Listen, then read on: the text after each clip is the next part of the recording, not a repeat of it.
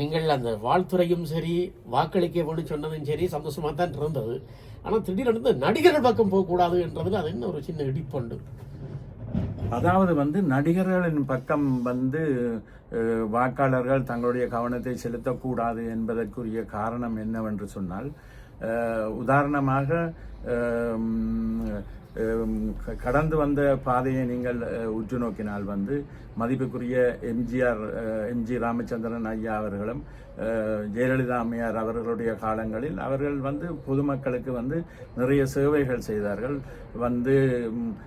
அவர்கள் உழைத்த பணத்தை நிறைய பொது சேவைகளுக்கு செலவு செய்தனர். அதனால் அவர்கள் அரசியலில் இருந்ததுக்கு எந்த விதமான குறைவான ஒரு காரணமும் இல்லை. ஆனால் எங்களுடைய சிவகுமார் ஐயாவினுடைய மகன் சூர்யா அவர்கள் தான் உழைத்த பணத்தில் பெரும்பகுதியை அகரம் இன்ஸ்டிடியூட் என்ற ஒரு அகரம் அறக்கட்டளையை உருவாக்கி 5500 பட்டதாரி மாணவர்களை உருவாக்கி இருக்கிறார். அதே நேரத்தில் அவருடைய இரண்டாவது மகன் கார்த்திக் விவசாய மக்களுக்கு நிறைய உதவிகள் செய்து அவர்களை பாதுகாத்து கொண்டு வருகிறார்கள். அவர்களை அரசியலில் வராத ஒரு நிலைப்பாடு இருக்கும்போது புதிதாக அரசியலுக்கு வருகின்றவர்கள் பெரிதாக சாதிக்க போகின்ற ஒரு நிலைப்பாடு உள்ளவர்களாக இருப்பார்கள் என்று நான் நினைக்கவில்லை. எப்படி நீங்க அதை சொல்ல வரீங்க? இப்ப விஜய் இப்ப அரசியலுக்கு வந்துட்டார். முக்கியமா நினைக்கணும் விஜய் தான் சொல்றீங்க கூட. அவர் தாவேகா கட்சியின் ஒரு முக்கியமான தலைவர். நீங்க அவரைத்தான் குத்துறமா இருக்கு. ஏன் அவரை குத்துறீங்க? அதாவது விஜயை நான் இந்த இடத்தில் பல தடவை சுட்டிக்காட்ட விரும்புகிற விடயம் என்னென்று சொல்லி சொன்னால், கிட்டத்தட்ட 25 வருட கால சினிமா வாழ்க்கையில் அவர் எத்தனையோ கோடான கோடி பணத்தை உழைத்த ஒருவர் இதுவரைக்கும் எந்த விதமான பொது சேவைக்கென்று ஒரு சதத்தையும் அவர் பொது மக்களுக்கு செலவு செய்யவில்லை. மாணவர்களுக்கு இலவச கல்விக்கோ அல்லது ஒரு திருமணமாகாத பெண்களுக்கு நிதி உதவி அளித்ததென்றோ அல்லது இன்னும் கூறப்போனால் எந்தவித பொது நலத்திட்டங்களுக்கும் அவர் முகம் காட்டவில்லை. அவர் உழைத்த பணத்தை அவர் நிறைவாக சேமித்து அவரும் அவற்ற குடும்பமும் வருங்காலத்துக்கு அவர் சொத்து தேய்த்ததை தவிர அவர் எந்த விதமான பொது திட்டங்களுக்கும் பொது நல திட்டங்களுக்கும் அவர் தன்னுடைய பங்களிப்பை செய்யவில்லை. மன்னிக்கவும், இந்த இடத்துல நான் குறுக்கிட என்றால், இப்ப நடிகர் ரஜினிகாந்துக்கும் இந்த குற்றச்சாட்டு வச்சதுதான். ஆனால் நடிகர் ரஜினிகாந்தை பொறுத்த வரைக்கும் அவருடைய சொந்தம் அல்லது நண்பர்கள் இவர்களுக்கெல்லாம் ஒரு உதவி செய்ததாக, அதாவது மறைமுகமாக உதவி செய்த ஒரு கதை இருக்குத்தானே. அப்படி இவர் செய்திருக்கலாம் தானே. அதை அவர் தெரியப்படுத்தத்தானே வேணும். அரசியலுக்கு வருகின்றவர்கள் நான் இன்ன இவ்வளவு நிதி நான் இன்னென்ன தேவைகளுக்கு செய்திருக்கிறேன் என்ற ஒரு இதை கட்டாயம் அவர் பொது மேடைகளிலே பொது பங்களிப்பு நிகழ்ச்சிகளிலே கட்டாயம் அவர் அதை தெரியப்படுத்த வேண்டியது அவருடைய கடமை அல்லவா? ஏன் அதை அவர் செய்யாமல் இருந்திருக்கிறார்? இதுவரை காலமும் அவர் செய்ததாக எந்த விதமான இதுவும் இல்லையே. அடுத்தது 150 கோடி ஒரு படத்துக்கு 200 கோடி என்று சொல்லுகின்ற ஒரு நிலைப்பாடு இருக்கும்போது ஏன் அவர் 150 கோடி என்றால் ஒரு 25 கோடியை டைரக்டர் மேரிட்ட ப்ரொடியூசர் மேரிட்ட எனக்கு இது தர வேண்டாம், இந்த 25 கோடியை படத்தில் நடிக்கின்ற துணை நடிகர்களுக்கு பங்களிப்பு செய்து கொடுங்கள் என்று சொல்லி ஒரு தாராள மனப்பான்மையை ஏன் அவர் இதுவரைக்கும் செய்யவில்லை? இல்லை, நிச்சயமாக இருக்க முடியாது. தேர்தலுக்கு முன்னுக்கு அவர் எல்லாத்தையும் வெளிப்படையாக அதை கட்டாயம் சொல்ல வேணும். அடுத்தது இன்னொரு விஷயம் என்னென்று சொல்லி சொன்னால், எத்தனையோ துணை நடிகைகள் நடித்திருக்கின்றார்கள், நடிகைகள் கூட நடித்திருக்கின்றார்கள். தமிழ்நாட்டு சினிமாவில் ஒரு நடிகை 4-5 படம் ஒரு சிலருக்கு மட்டும்தான் நிறைவான படங்கள் கிடைத்து கொண்டிருக்கிறது. மிச்சம் உள்ள பெண் நடிகைகள் எல்லாம் தொடர்ந்து அவர்களுக்கு நடிக்கிறதுக்கு சந்தர்ப்பம் கிடைக்காதபடியினால அவர்கள் எந்த பொது பப்ளிக்காக ஒரு வேலையிலே போய் செய்து பங்களிப்பு செய்து வேலை செய்து பணத்தை ஈட்டுகின்ற ஒரு சந்தர்ப்பம் அவர்களுக்கு இல்லை. அதனால் அவர்களுடைய வாழ்க்கை திசை மாறி போகின்ற ஒரு நிலைமை இதுவரைக்கும் நீங்கள் பார்த்திருக்கின்றீர்கள். அதை இதிலே நான் சொல்ல விருப்பப்படவில்லை. சில பெண்கள் விபச்சார நடவடிக்கைகள் ஈடுபடுவதாக குற்றஞ்சாட்டப்படுகின்ற ஒரு நிலைமையும் டெலிவிஷன்ல நாங்கள் பார்க்கக்கூடியதாக இருக்கின்றது. இப்படி ஒரு நிலப்பாடு அதுவும் ஒரு பெண் சில சமூக ஊடகங்கள் தாங்கள் விற்பனைக்காக செய்யறதாகவும் இருக்கலாம். இல்லை, அதுல நிலைப்பாடு உண்மையான நிலைப்பாடு இருக்கிறது. ஏனென்று சொல்லி சொன்னால் அதுக்காக சமூக அப்படி அவர்கள் செய்வார்கள் என்றது இல்லை. நிச்சயமாக நீங்க சொல்றீங்கன்னா ஒரு எலெக்ஷனுக்கு ஒரு தலைவரா ஒருத்தர் வர்றான்னு சொன்னால் இந்த பக்கம் பிரச்சனையும் பார்க்கத்தான் வேணும். சினிமா சந்தம் உலகம் வந்து அது வெளிநாடுகளில் வந்து சினிமா நடிகர்களா இருந்தாருன்னா ராமா நடிகர்களா இருந்தாலுன்னா அவர்களுக்கு தொடர்ந்து வந்து நடிக்கிறதுக்கு சந்தர்ப்பம் கொடுக்கப்படுகிறது, அவர்களுக்கு வந்து சரியான ஊதியம் கொடுக்கப்படுகிறது.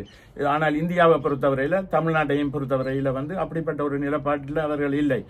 நடிப்பதற்கு வந்த பெண்களாக இருந்தாலுன்னா, துணை நடிகர்களாக இருந்தாலுன்னா ஒரு குறிக்கப்பட்ட காலத்தில் விரட்டி அடிக்கப்படுகிறார்கள். சரி, இதெல்லாம் ஒரு பக்கம் இருந்தாலும் கூட இப்ப விஜய் வந்து தான் என்ன சொன்னால் கருணாநிதியுடைய மகன் ஸ்டாலின் செய்யறதை விட தான் மக்களுக்கு கூடுதலாக இலவசமாக கொடுக்கிறேன்னு அப்ப அவற்றை உழைப்பு தான் அவர் கொடுக்க போறேன். நிச்சயமாக வந்து சொந்த பணத்துல இதுவரை காலம் 25 வருஷம் சொந்த பணத்துல வந்து ஒருவருக்குமே செலவழிக்காத ஒரு மனிதரை இனி வருகின்ற பணத்தில் என்னென்று இவர் நாட்டை பாதுகாக்க முடியும், நலத்திட்டங்கள் எவ்வாறு செய்ய முடியும், பொதுமக்களுக்கு கஷ்டப்படுகின்ற மக்களுக்கு எவ்வாறு உதவி அளிக்க முடியும், கோடி கோடியா உழைச்சவர் அந்த சம்பாதிப்பில் கொடுக்க போறேன் வந்து அதை இதுவரைக்கும் செய்திருக்கலாமே, ஏன் இதுவரைக்கும் அவர் செய்யலையே? வந்து பொறுத்திருந்திருக்காரு தன்னுடைய தேர்தல் ஒரு நாளும் இல்லை. அது வந்து இனிமேல் மற்றது இவர்கள் இப்பொழுது அரசியலுக்கு வாரவர்கள் இதுவரைகளாம் உள்ள அரசியல்வாதிகள் கூட வந்து அவர்கள் எல்லார்ட்டையும் பொதுவான ஒரு விஷயத்தை கேட்கின்றேன். வந்து இதுவரைக்கும் தமிழ்நாட்டினுடைய கடன் வந்து 10 லட்சம் கோடி கடன் இருக்கின்றது. ஏதாவது ஒரு அரசியல் தலைவர்கள், அரசியலில் ஈடுபடுகின்றவர்கள் ஒரு வட்டமேசை மாநாடை கூடி 4 கட்சிகளிலும் இருந்து வருகின்றவர்களை ஒன்று கூட்டி ஒரு ஒரு ஒரு ஒரு ஒரு ஸ்பீச் ஒன்று, ஒரு சொற்பொழிவோ அல்லது ஒரு கலந்துரையாடலை ஏற்படுத்தி இந்த கஜானாவை நீங்கள் எவ்வாறு நிரப்ப போகிறீர்கள், இந்த 6 வருஷத்துல இப்படி ஒரு நிகழ்ச்சியை நீங்கள் உங்களுக்கு கட்சி பதவிக்கு வந்தால் நீங்கள் எவ்வாறு இந்த கஜானா 10 லட்சம் கோடி கடனை நீங்கள் எவ்வாறு இன்னும் கடன் எடுத்து தான் நீங்கள் மக்களுக்கு இலவசங்களை கொடுக்க போகிறீர்களே தவிர, அப்ப இன்னும் கடன் தமிழ்நாட்டை கடனாக ஒரு மாநிலமாகத்தான் நீங்கள் செய்கின்றீர்களே தவிர வந்து உங்களுடைய சொந்த இதுவரைக்கும் நீங்கள் அப்படி என்றால் சொந்த பணத்திலிருந்து இது மக்களுக்கு நீங்கள் செய்ததுகளை இது இவ்வாறு இருக்கு. இன்றைக்கு வந்து சமூக ஊடகங்களை பார்த்தோம்னு சொன்னா திமுக அதிமுக இதுக்கு அடுத்ததாக பார்க்க போய்க்க வந்து இளையோர்கள் என்று முன்னுக்கு நிக்கணும், வந்து தாவைக்காண்டு நிக்கணும். தாவைக்காண்டு நிக்கிறது அது வந்து சமூக ஊடகமே வந்து இப்ப 4வது இன்னொன்று இருக்குது. எது அது நார்மலா சர்வசாதாரணமாக எல்லாரும் வந்து நாம் தமிழர் என்று பேசப்பட்டது. இன்னைக்கு தாவைக்காண்ட வருகைக்கு பிறகு அது 4வதாக சமூக ஊடகமே கொண்டு விட்டுட்டு அது நாங்கள் பார்க்கிறோமா இல்லையோ? தமிழர் கட்சி அது வந்து என்னன்னு சொல்லி சொன்னால் வந்து இது ஒரு விதமான ஒரு அரசியல் நாடகம் என்றுதான் நாங்கள் சமூக ஊடகம் நாடகம் நடிக்கிறதா இல்ல. அரசியல் கட்சிகளினுடைய அதாவது வந்து தமிழ் தேசியம் பேசுகின்ற சீமான் வந்து நிச்சயமாக முன்னுக்கு வரக்கூடாது. அவருடைய செயல்பாடுகள் வந்து நாளைக்கு தமிழ்நாட்டினுடைய ஏனைய மக்களுக்கு சில நேரம் அது ஒரு ஆபத்தான சூழ்நிலையை உருவாக்கும் என்ற ஒரு பொய்யான பிம்பத்தை ஏற்படுத்தி இந்த பிம்பத்தை ஏற்படுத்துறது சமூக ஊடகங்களும் சமூக கட்சிகளும் சில அரசியல் கட்சிகளுக்கு சொந்தமான சமூக ஊடகங்கள் இன்னும் வந்து இதுக்கான வேலையை செய்யணும். அதனாலதான் வந்து நாம் தமிழர் கட்சி 4வது இடத்துக்கு பின்தள்ளப்பட்டதும் அதை பற்றிய பொய்யான பரப்புரைகளை வந்து இதுவரைக்கும் செய்து கொண்டிருப்பதற்குரிய காரணம் வந்து இதுதான் காரணம். உங்களை பொறுத்த வரைக்கும் சமூக ஊடகம் தான் அதை செய்யுது. உங்களை பொறுத்த வரைக்கும் நாம் தமிழர் கட்சி எந்த நிலப்பாட்டில் இருக்கு நினைக்கிறீங்க? நாம் தமிழர் கட்சி என்றது வந்து 1ஆம் இடத்தில் இருக்குதா? அதாவது வந்து அவருடைய அரசியல் கொள்கை வந்து மிகவும் வந்து பெருமதி வாய்ந்த அரசியல் செயற்பாட்டாளர் தான் சீமான் வந்து சீமானுடைய அரசியல் நிலைப்பாடு, அவருடைய அரசியல் அறிவு இதுவரைக்கும் எந்த ஒரு அரசியல் தலைவருக்கும் இதுவரைக்கும் இருந்ததாக நான் என்னுடைய இந்த 45 வருட 50 வருட வெளிநாட்டு வாழ்க்கையில பின்னோக்கி நாங்கள் பார்க்கும்போது இதுவரைக்கும் எவருக்குமே இருந்ததில்லை. வந்து இவ்வளவு அரசியல் பொக்கிசங்களை தன்னகத்தை அடக்கி வைத்துக் கொண்டிருக்கின்ற ஒரு மனிதனுக்கு வாக்களித்து அந்த நடவடிக்கைகளை செயல்படுத்துறதுக்கு மக்கள் வந்து முன்னுக்கு வர வேண்டும் என்பது என்னுடைய ஒரு தாழ்மையான கருத்து. ஏனென்று சொல்லி சொன்னால் வந்து அவர் ஒரு நிறைவான ஒரு பல்கலைக்கழகம். நீங்கள் அவர் ஒரு திறந்த பல்கலைக்கழகம் சொல்றீங்க. ஆனால் நீண்ட கால அனுபவம் இருக்கிறார் வந்து முதலமைச்சர் ஸ்டாலின் வந்து தன்னுடைய தந்தையோடு இருந்து இவ்வளவு காலம் வழி நடத்தி கொண்டு வந்த ஸ்டாலின் அவரை நீங்கள் ஒரு பல்கலைக்கழகமாக சொல்லாமல் சீமானை மட்டும் குறிப்பிடுவது ஏன்? அதாவது வந்து நீங்க சீமான் எப்படி சொன்னீங்க என்றால் விஜய் எப்படி சொல்ல போறீங்க? விஜய் வந்து என்னை பொறுத்தவரையில் வந்து அரசியல் அறிவு என்பது வந்து மன்னிக்க வேண்டும் மதிப்புக்குரிய ஸ்டாலின் ஐயா கூட அவர் வந்து தன்னுடைய தகப்பனாரினுடைய அரசியல் அனுபவத்தின் கீழ் தான் அவர் வந்து செயல்பட்டவரே தவிர அவருக்குரிய அரசியல் அறிவு வந்து எங்களுடைய கலைஞரையாவுக்கு இருந்த அரசியல் அறிவில் ஒரு பங்கு கூட எங்களுடைய முதல்வர் ஐயாவுக்கு இல்லை. ஏனென்று சொல்லி சொன்னால் வந்து அவர் அந்த அளவுக்கு அதில் தன்னை திறமைப்படுத்திக் கொள்ளவில்லை. இது வந்து ஒரு கசப்பான அனுபவமாக இருக்கலாம்.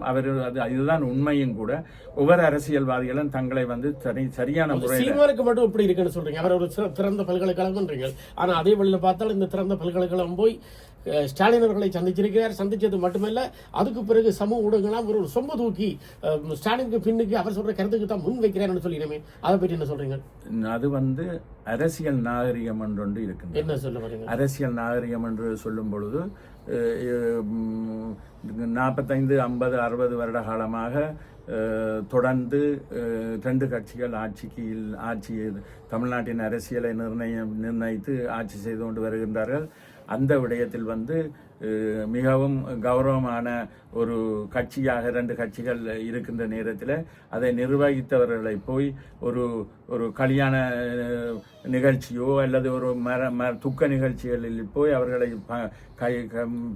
சந்தித்து அவர்களுடன் கலந்துரையாடி துக்கங்களையும் சந்தோஷங்களையும் பகிர்ந்து கொள்வது அது ஒரு அரசியல் நாகரிகம். அது அவ்வாறு செய்கிறது வந்து தப்பில்லை. ஒரு நாளும் அதை பிள்ளை என்று நாங்கள் வர முடியாது. ஏனென்றால் வெளிநாடுகளிலும் வந்து மீட்டிங்களில் வந்து கலந்து கொள்ள பார்லிமெண்ட்டுக்குள்ள போய் தங்களுடைய குறநிறைகள் சண்டை பிடிக்கிறது எல்லாம் உள்ளுக்குள்ள வச்சு போட்டு வெளியில வரைக்குள்ள வணக்கம் செலுத்தி கை கொடுத்து குடும்ப நலம் விசாரிக்கிறது அது சாதாரண ஒரு விஷயம். அது நாகரிகம் என்று சொல்ல வேணும். அப்படி இல்லாமல் வந்து பார்லிமெண்ட்டுக்குள்ள கதிரையை தூக்கி போட்டு அடிச்சு உடைச்சு கட்சி பிரச்சனைகளை உருவாக்குவதும் வெளியில வந்து ஆளை வச்சு கட்சியாளர்களை வந்து அடித்து நொறுக்குவதும் வந்து இது அரசியல் பண்பாடு இல்லை. அரசியல் பண்பாடு உங்களுடைய கருத்துக்களை நீங்கள் உங்களுடைய நிலைப்பாட்டை நீங்கள் தெரிவித்துக் கொள்ளுங்கள். அவர்கள் தங்களுடைய நிலைப்பாட்டை தெரிவிக்கின்றார்கள். தகுந்த நேரத்தில் மக்கள் அதனை வந்து தெரிந்து அதற்கேற்றமாக தங்களுடைய வாக்குகளை தங்களுடைய செயல்பாட்டை அவர்கள் தெரிவித்துக் கொள்வது அது வந்து ஒரு பண்பாடான விஷயம். அதனால இவர் போயிட்டு திமுக செம்பு தூக்கினார் என்றது இது அவருக்கு செய்கிற ஒரு தவறான குற்றச்சாட்டு என்ற கண் பார்வையில தான் நான் அதை பார்க்கிறேன். சீமானம் வந்து ஆரம்ப காலங்களில் பார்த்தோம்னால் அது அதிமுகவையோ திமுகவையோ அல்லது பாரதிய ஜனதா கட்சியோ அல்லது அதை விட மோசமாக காங்கிரஸ் கட்சி என ஈழத்தமிழ் மக்களுக்கு செய்த கொடுமைகளை வச்சு கொண்டு பரவலாகவே நல்லா எதிர்த்து கொண்டிருந்தவர். இப்ப கொஞ்சம் அடக்கி வாசிக்கிறார். முழுக்க வந்து பேசப்படுறது வந்து விஜயை நோக்கித்தான் அவருடைய கேலரி இருக்கிறது என்ற குற்றச்சாட்டு இருக்கு. அதாவது வந்து ஆரம்ப காலங்களில் மிகவும் மோசமாக காங்கிரஸுக்கு கூட்டு சேர்ந்த திமுகவை வந்து நாராக கிழித்து அதற்கு எதிராக வந்து தேர்தல் காலங்களில் வந்து பிரச்சாரம் செய்து தோற்கடித்த காலங்களும் காங்கிரஸை முற்றுமுழுதாக தோற்கடித்த காலங்களும் தோற்கடித்தவையும் உண்டு. ஆகையினால வந்து எந்த ஒரு காலகட்டத்திலையும் மற்றது வந்து இலங்கை கதையில பார்த்தா காங்கிரஸ் கட்சியை வந்து தமிழகத்தில் தொட முடியாத அளவுக்கு செய்தது சீமானோடு சொல்ல நிச்சயமாக காங்கிரஸ் செய்த ஒரு பிழையும் அதற்கு ஒரு காரணமாக இருக்கும். அது எல்லாருக்கும் தெரிந்த ஒரு விடயம் வந்து இலங்கையினுடைய தமிழ் மக்களும் சேர்ந்து வந்து தமிழ் மக்களும் சேர்ந்தல்ல தமிழ் மக்களுடைய இனப்படுகொலைக்கு வந்து திமுகவும் காங்கிரஸும் சேர்ந்து அதில் பங்களிப்பு செய்தது என்ற ஒரு குற்றச்சாட்டு பரவலாக எல்லோருக்கும் தெரிந்த ஒரு விடயம். ஆனால் வந்து அந்த நேரத்தில் வந்து அதற்கு பிற்பட்ட காலப்பகுதிகள் இன்று வரைக்கும் சீமான் மட்டுமல்ல வேறு சில அரசியல்வாதிகளும் வந்து அந்த இனப்படுகொலைக்கு எதிராக கருத்து தெரிவிக்கின்ற தமிழ்நாட்டு மக்களும் நிறைய பேர் இருக்கின்றார்கள். ஈவன் தமிழ்நாட்டில் வசிக்கின்ற வேறு சில மத இன மக்கள் மொழி பேசுகின்ற மக்களும் வந்து அதை எதிர்க்கின்ற மனப்பாடில் உள்ள நான் எத்தனையோ பேரை நான் நேரில் சந்தித்து இருக்கின்றேன். ஆகையினால வந்து அது வந்து ஒரு இனப்படுகொலை என்றது அது ஒரு பிழையான ஒரு விஷயம். அந்த இதற்கு வந்து அது நடந்த காலகட்டம் திமுக காங்கிரஸ் காலப்பகுதியில் நடந்தபடியினால அது வந்து நிச்சயமாக வந்து இன்று வரைக்கும் சீமான் அதை கட்சி மேடைகளிலே கதைத்து அதற்கு உரிய ஆரார் அதற்கு பொறுப்பேற்க வேண்டும் என்ற ஒரு நிலைப்பாட்டில் சீமான் இருக்கிறது வந்து அது ஒரு சரியான விடயம் என்பது என்னுடைய தாழ்மையான கருத்து. வந்து மற்றது வந்து நீங்கள் நினைக்கிறீங்க வந்து தமிழ் தேசியம் பேசிக்கொள்ளுகின்ற சீமான் தான் ஆள வேண்டும் தமிழ்நாட்டு என்றதுல அது உண்மை. ஏன் என்று சொல்லி சொன்னால் நிச்சயமாக முடியும். ஏனென்று சொன்னால் உலக நாடுகள் தற்பொழுது பரவலாக எல்லா நாடுகளிலும் வந்து பசுமை புரட்சி கட்சி என்ற ஒரு கட்சி வந்து